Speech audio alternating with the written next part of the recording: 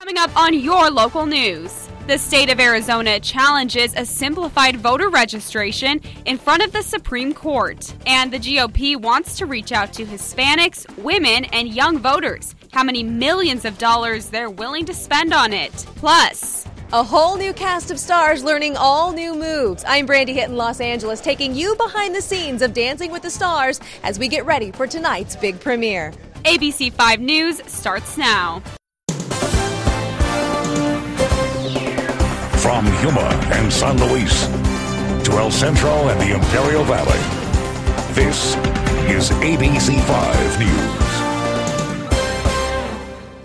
Good evening. Thank you for joining us for your local news on ABC 5.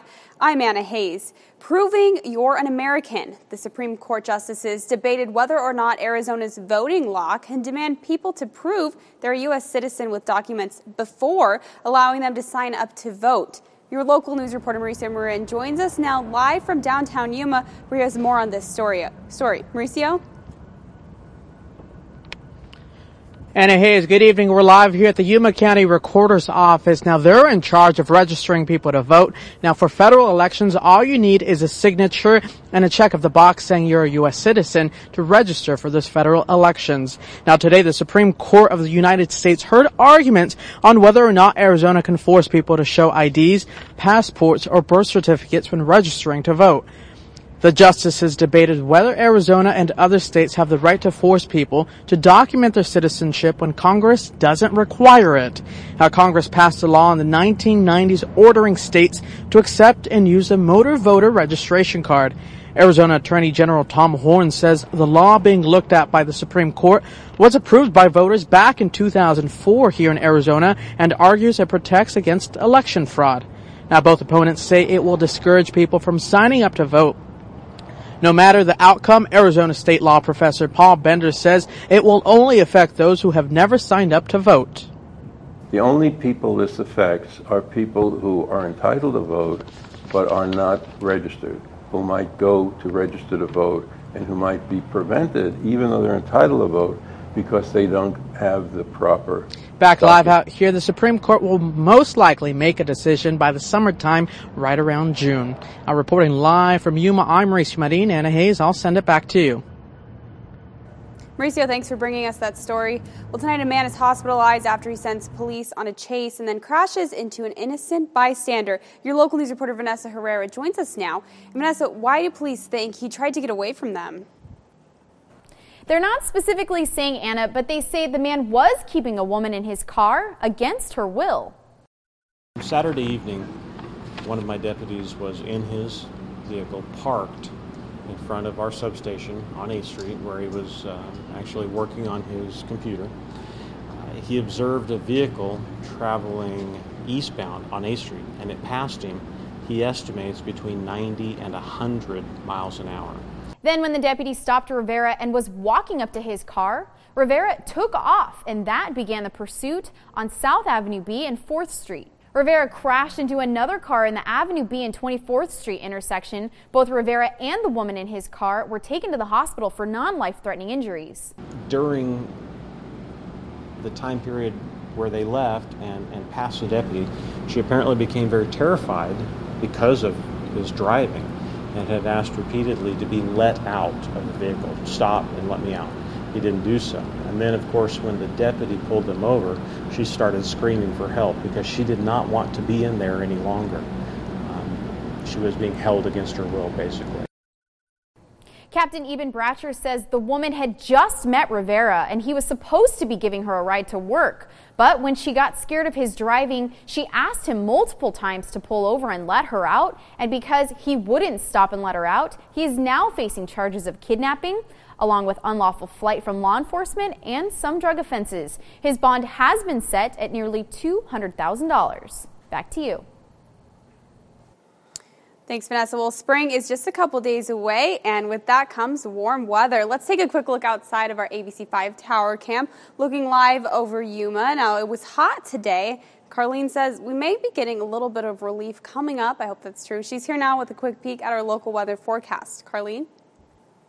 Good evening. Let's take a look at what we had for the weekend forecast. Ended out with some heat above normal. So 90 degrees was the high. We're supposed to be at 80. For the next couple days, temperatures will be in the 80 range. Now we're saying goodbye to winter tomorrow, the last official day, and then clouds rolling in as well as breezy winds for the middle of the weekend for the first day of spring. As we go into your springtime heat, we're going to have a slight warm up over the next couple days, especially into the weekend. So more details are right around the corner. Back to you, Anna. Carlene, thank you. Well, Far West Water and Sewer has lowered their proposed rate hike request from $62 a month to $58. That's according to Ray Jones, a spokesperson for the local water and sewer company. In a public meeting last month, angry residents voiced that they shouldn't be responsible for the company needing to increase revenue. Current customers pay $21.75 a month for their sewer portion of the bill. Now, Far West is managed by the Arizona Corporation Commission. So in order for any rate increase, the file must go before a judge. We called the ACC, but they say Far West has not filed this new rate increase. But the ACC spokeswoman says they may have filed it, but it hasn't registered in their system. And Tacna Water Management Company customers, you too could face a rate increase. The ACC confirmed to your local news the water company filed a rate increase last month, and a procedural conference was held on Friday, but a hearing is not scheduled at this time. Well, support for gun control seems to be fading. That's according to a new national poll taken 3 months after the shootings at a Connecticut elementary school that killed 20 children and 6 adults. Although a majority of Americans favored major gun restrictions in the wake of the December tragedy, a new international survey indicates the support has tumbled to just 43%. Gun control support has fallen most among older Americans and people who live in rural areas. Well, a big shift in Republican strategy today, one forced by the loss of a presidential election. Immigrants and gays may benefit from this. ABC's Taman Bradley reports on a party that's trying to get back in touch. Today, Republican leaders released a scathing self-assessment. It came in the form of a 97-page report detailing the party's failure in the 2012 presidential election and its prospects for the future. When Republicans lost in November, it was a wake-up call. The report says voters see Republicans as out of touch and dominated by stuffy old men. To broaden the party's appeal, the GOP plans to improve its outreach to Hispanics, blacks, women, and young voters. And they're putting their money where their mouth is, spending $10 million this year on the project. Voters told Republicans that they should formally endorse immigration reform. But beyond that, there are few policy suggestions. The question is whether this is just cosmetic or whether they're really going to put their policy where their plan is. The survey also advised the party to be more open to gays, though it didn't address the issue of same-sex marriage. Just 5 years ago, it would be unheard of to have the party directly addressing the need to bring gay and lesbian Americans into the big tent of the Republican Party. The surprisingly candid assessment comes as the GOP plots a path forward. Over the weekend, several big-name Republicans joined thousands of conservative and Tea Party activists at the CPAC convention in Washington. The GOP of old has grown stale and moss-covered. Even as Republican leaders fight over the direction of the party, national leaders are planning a massive voter marketing campaign. The Republican chairman also wants to revamp the party's new media and get out the vote efforts. Taman Bradley, ABC News, Washington. Here's a look at what's coming up on your local news. The U.S. Postal Service is still spending lots of money despite hard times.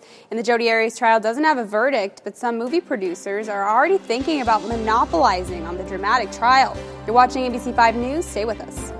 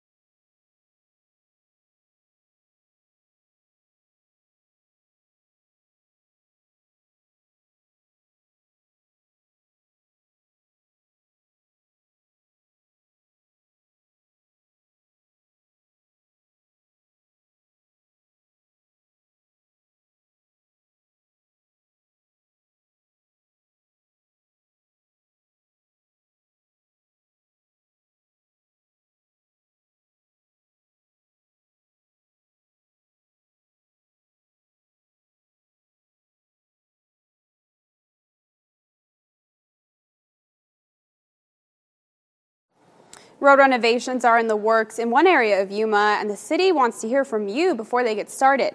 Starting March 25th, drivers can expect delays on 24th Street and its intersections at Pacific Avenue and Arizona Avenue. Tomorrow night, the public is invited to attend a meeting at McGraw Elementary School to talk with project managers to figure out how construction will affect that area. The city says they plan to do a number of repairs to the roads in the area. Basically, between Arizona and Pacific Avenue, they're going to work at different sections of 24th Street along the way, replace an aging piece of water pipeline, tie services that are connected off of an old pipeline into a different water main that's also running in the nearby area. That meeting is at McGraw Elementary School at 6 in the evening. Well, despite cutting its Saturday service, the U.S. Postal Service is not stopping its spending habits. In fact, the agency is shelling out big bucks to entertain potential clients. Your local news reporter Patrick Hayes is in the studio with me. Patrick, this has some critics pretty worked up, right? Anna, millions of dollars are being spent to wine and dine hundreds in the mail industry. Meanwhile, the agency is so in debt that they had to cut their Saturday service, and that has critics heated. Dinner, dancing, and a lavish golf outing. This is the agenda of the annual National Postal Forum hosted by USPS. Documents reveal a $2 million tab was billed to the United States Postal Service for this one event. According to the USPS, the agency receives no tax dollars for operating expenses. Instead, all their money is obtained through the sale of postage, products, and services. One attendee says the forum is necessary for business. If they just sat in their offices in Washington, they really wouldn't get the feel of what the mailers want and need out of the industry, because the industry is changing, technology is changing, and the Postal Service is changing with it. Critics suggest that the post office is a monopoly and can do without spending millions in networking, especially when it's $16 billion in debt. Anna Hayes, back to you. Thanks, Patrick. Well, a psychologist says accused murderer Jodi Arias suffered from post-traumatic stress after killing her ex-boyfriend. Today, the jury for this well-known case heard from Dr. Richard Samuels, a psychologist hired by the defense. He says even though Arias admits she shot and repeatedly stabbed Arizona businessman Travis Alexander, she can't remember the crime because it was that dramatic. And the case isn't even over yet, but that doesn't matter to the Lifetime TV network. Lifetime confirms it's already developing a movie about the Jodi Arias trial. Well, we knew it would happen eventually. Arias could face the death penalty if convicted of first-degree murder.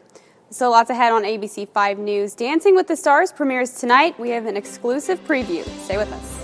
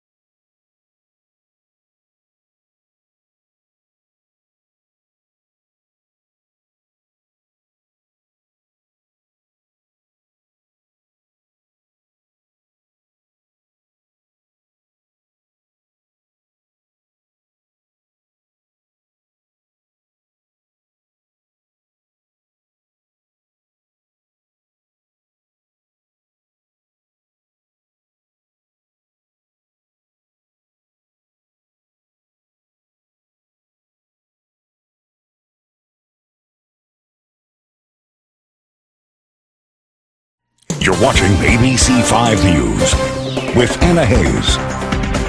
and Carlene Chavis with weather.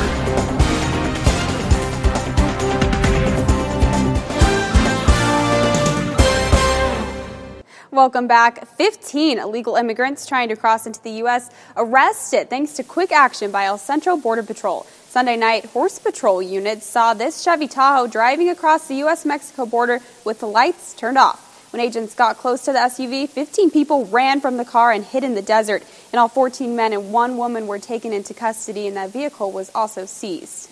Time now to check back in with Carlene Chaffis. She's got our complete local weather forecast. Good evening. Now, we had an area of low pressure that moved in over the weekend. It was rather weak, but the thing is, it actually kind of cooled us down just a little bit, relatively speaking. So we went from the upper 90s last week to the low 90s by your Sunday, and even cooler temperatures are in the works. So we have this system that's over in the Pacific pushing through, and that will continue to make its way into the desert. Now, as that happens, we'll have a slight knockdown in our temperatures. Unfortunately, no rain associated with this, so we'll continue to see the high clouds passing through, increasing cloud cover into spring, and then all of a sudden things will just change up and we'll get warmer temperatures and also more sunshine. So that's more spring-like as we go into the next couple of days. Partly cloudy skies for tonight. Overnight low for Yuma at 59 degrees with light winds. So most of the shower activity associated with this system will stay to Northern California, but for Southern California all the way into the Arizona desert, we are talking about mostly sunny skies for your Tuesday forecast. Now, setting the clock in motion, you can see most of it staying away from us as far as rain goes, and heavier concentration will stay just to the north. This will sweep through, bringing in some breezy winds as well as some clouds. So those high clouds for tomorrow, and 87 degrees will be the high with light winds moving out of the west. Taking a look at what you can expect in the Desert Valley, those 80s. So 87 degrees will be the high in Winter Haven, also in San Luis, El Centro at 88 and 86 in Welton. Dry conditions as relative humidity 6 in the teens. Taking a look at what you can expect for tomorrow, it's a nice day in El Centro in your hour-by-hour forecast starting off at 9 a.m. 67 degrees and cool, warm by lunchtime 83, and 2 p.m. 88 degrees with breezy winds. Taking a look at your 7-day planning forecast, your weekends always in view. Breezy and also spring on Wednesday. And then as we go into next week, warming up with those temperatures only slowly. So we're going to have lots of sunshine in the mid to upper 80s. And that will take us into the weekend as well as next week. Back to you, Anna. Thanks, Carlene. Well, Dancing with the Stars is starting a new season tonight on ABC. ABC's Brandy Hitt is in LA introducing us to all these exciting stars. Let the dancing begin. You are a star. A brand new cast is ready to hit the dance floor for season 16 of Dancing with the Stars. This is the perfect place to embarrass yourself. While comedians D.L. Hughley and Andy Dick are used to getting laughs, they're taking this competition very seriously. Oh, we are in it to win it. Country music queen Wynonna Judd is also kicking up her heels. God, it's harder than I thought. Along with fellow country singer Kelly Pickler. Obviously, I've never ballroom danced before. What? You haven't mom? Oh, they didn't tell you? There are also several athletes this year ready to turn up the heat, including Ravens Super Bowl champ Jacoby Jones. 1, 2. Boxing champ Victor Ortiz.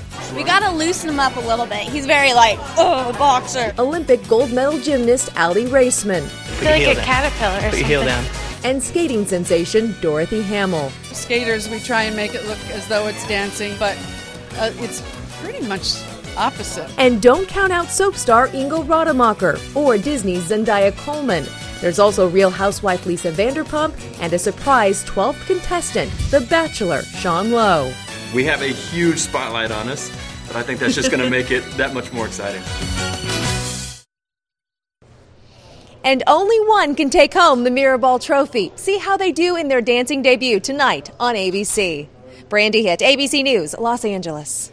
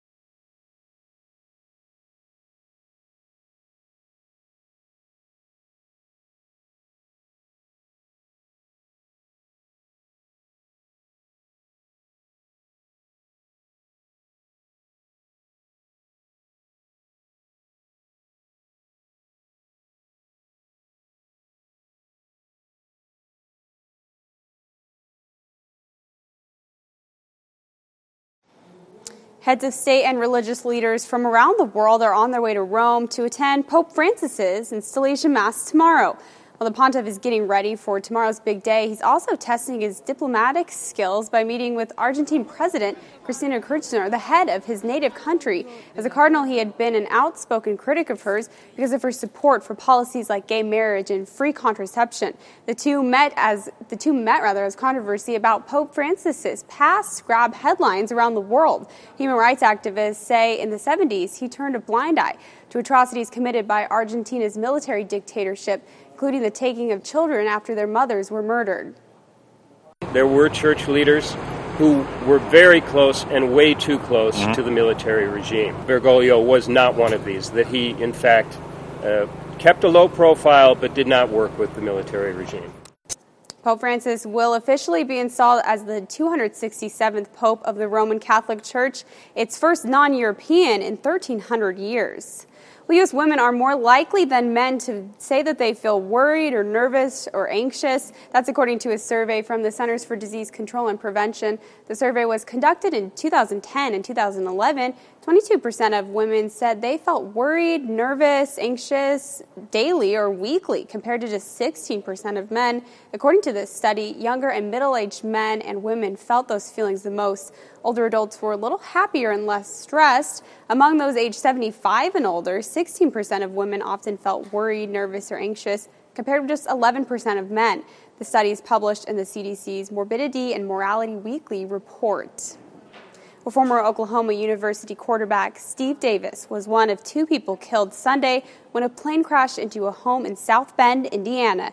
Davis was with the Sooners from 1975 to 76 and led the team to 2 national championships. South Bend Fire Chief says 2 others on board the plane survived the crash. A woman on ground was injured but is now in fair condition. Investigators say just before the crash, the pilot radioed for help. Witnesses say the plane was spiraling down to the ground. The cause of this crash is still under investigation. Well, there's still lots ahead on your local news. Tiger Woods seems to have a new love interest. And get this, it's a fellow celebrity athlete. I'll tell you who it is coming up on ABC 5.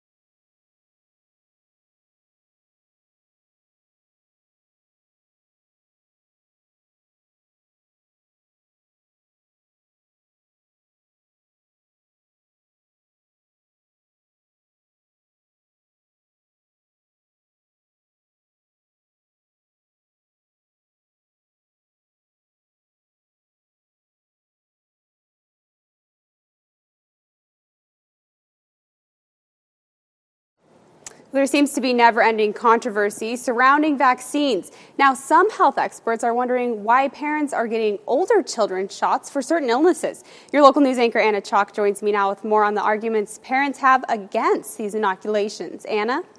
Anna Hayes, it does seem to be a never-ending argument. Should parents vaccinate or shouldn't they?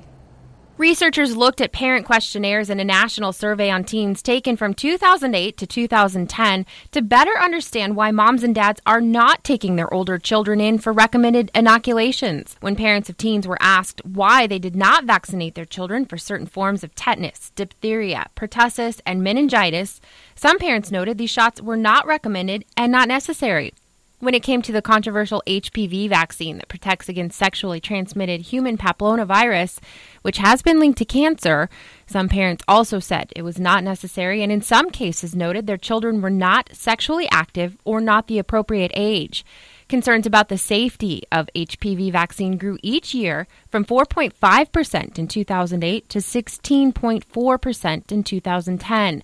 The number of parents intent on not vaccinating for HPV also increased from 39.8% in 2008 to 43.9% in 2010. The main concern was safety. Investigators concluded more doctors need to discuss with teens and their parents about the benefits of these particular vaccines. And another interesting point, Anna Hayes, the Centers for Disease Control theorizes that parents are also finding lots of misinformation about vaccines online, and that affects their decision whether or not to vaccinate. Back to you.